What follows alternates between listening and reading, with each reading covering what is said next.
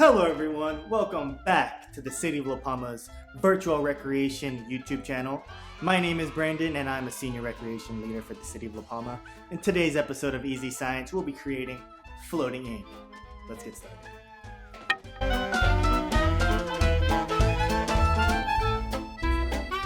Have you ever wished your drawings would come to life and move around, maybe even dance? Sounds impossible, right? It actually isn't, thanks to science. And this experiment is super simple with materials that you can use around the house. So the first being this glass plate or bowl. I have this bowl here. It's a little bit easier to hold water in. Some dry erase markers of various colors. Does not matter what color. And we'll get a little bit into the dry erase markers later.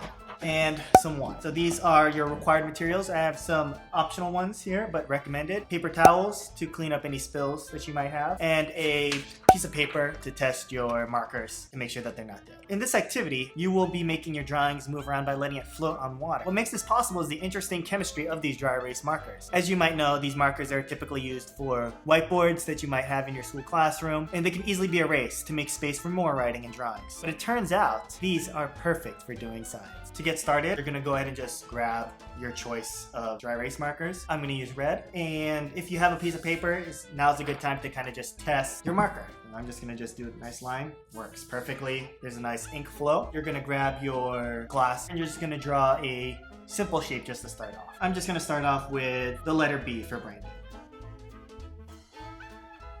So you guys can get a better look here. It's right there. Here you can just make some observations. Does it look like the ink is sticking to the surface of the plate? And make sure that you're trying to put it at least towards the center of the plate, because we'll be pouring water into it. We're gonna let it dry for a couple seconds, not too long. And now we are going to put some water in. I'm going to tilt the plate over, and while you're pouring water in, you're gonna try your best not to pour water directly onto your dry erase marker. So just slowly pour it into the corner here. I kind of want to put it to the center, because if you put it towards the edge, it's going to be harder to pour water without hitting it. So now with your water directly to the corner, essentially edge of the drawing, you're going to try and tilt the bowl, glass bowl, and the water will appear to go underneath the drawing. Crazy, right? I'm just going to go ahead and start tilting. You can see that the drawing's actually lifting off of the glass. So just nice and slowly, you can see it right now, just popping off. And once you reach the end of the drawing, you can kind of move your dish around. You see it moving around here.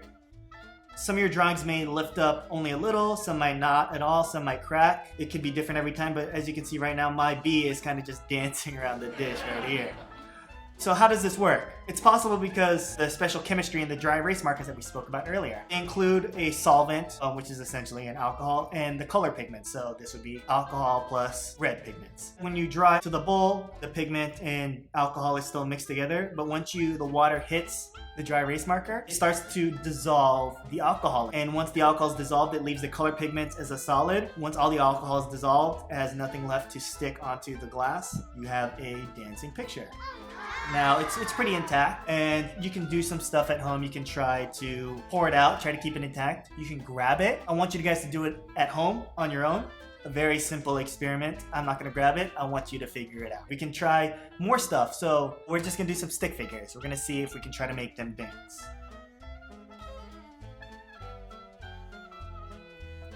Creativity is encouraged. Go ahead and just draw whatever you want. I just want to do something a little bit more complex for the viewers at home. So the same procedure goes.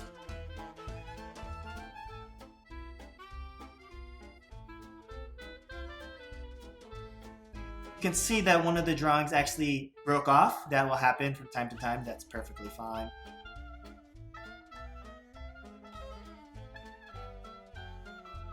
It happens. You're not going to get a perfect one every time. Just the blue guy's going to have one less leg. So you can see this blue guy's kind of just falling apart here, and that's the beauty of science. You can figure out what works and what doesn't, and you can learn from those mistakes, because it's okay to make mistakes and learn from things that don't work.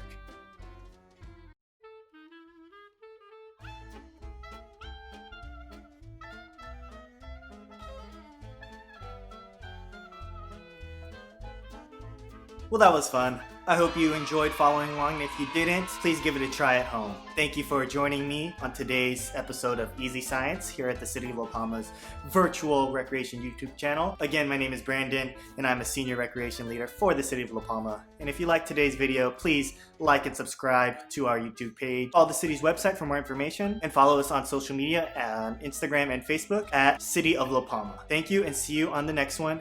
And remember, stay safe.